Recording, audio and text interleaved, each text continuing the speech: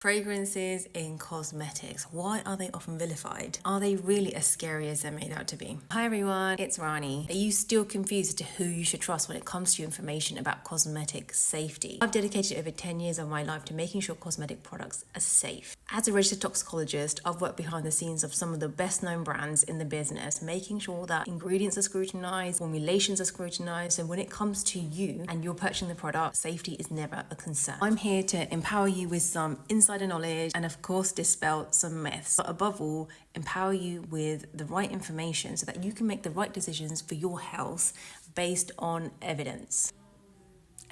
So let's navigate the world of cosmetic science together so that we can use our beauty products with confidence, which is what it's all about. First of all, why the hate for fragrances? You've probably heard that they're toxic, harmful to you in some way, carcinogenic, giving us cancer. But actually, if we hold that thought, fragrances aren't the villain. I'm about to tell you why. So before fragrance products even reach your hand, it's undergone 3 layers of assessment by toxicologists like me. So you've got 2 independent bodies called RIFM, the Research Institute of Fragrance Materials, and IFRA, who are the International Fragrance Association. So those 2 bodies are totally independent to the industry. Any information that they have on safety to human health and the environment is independent to corporate companies. They cannot be influenced by anyone. I think that's important to highlight because it means that their scientific rigor is not compromised at all. And once the safety has been established, fragrance houses, basically the people that make the proprietary blend for cosmetic companies, they will take that information and they will create the blend that you want them to create within those set guidelines. And so safety, again, is never a compromise. Then the product is bought by companies to then add it to their blend. So you get a fragrance product. Again, another tier of safety, because that's when I come into play as a toxicologist and I make sure that the finished full product with the inclusion of the fragrance material is safe. So the point being here is there are multiple layers of safety when we talk about fragrance ingredients. So when we're talking about toxic fragrances, if it can bypass 3 layers and then still cause you cancer, there's a real big problem here. There's some well-known personalities within the beauty industry who basically lie. There's no other way of saying it. For whatever reason, and if I'm brave enough, I might stick a picture in here somewhere.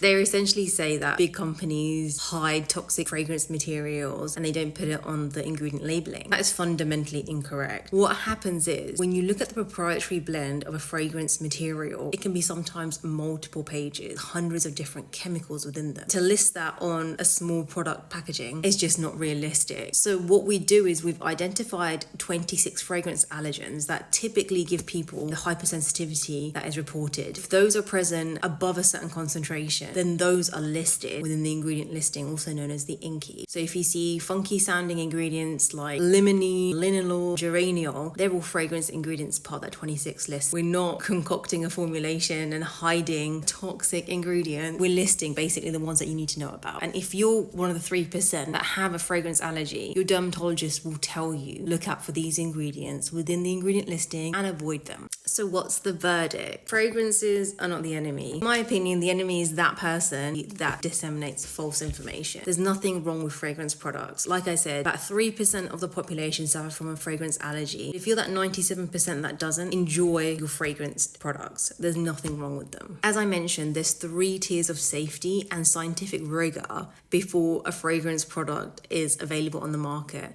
So toxicologists and other scientists like myself make sure that there's no harm to human health and also the environment. Remember, beauty products should be enjoyed. That's why we have them. You should not have to empower yourself to make the decisions about safety. People like us should be doing our job, making sure they're safe, which we do. In the vast world of beauty and with the many opinions that are out there bouncing around on social media, always trust the expert. That way you can't go wrong when it comes to making informed decisions. Comment below on the things that worry about fragrances. I'll be in the comment section for an hour after posting this and I'll hopefully help dispel some of the myths, hopefully put your mind at rest. Don't forget to hit the like and subscribe button. Please let me know if there's anything else that you want me to cover. And of course, share the video with any of your friends that have concerns about fragrances within their skincare cosmetic products. Why does my hair look so big? Should my head up? No, it's less. Until next time, stay beautiful and of course, stay safe.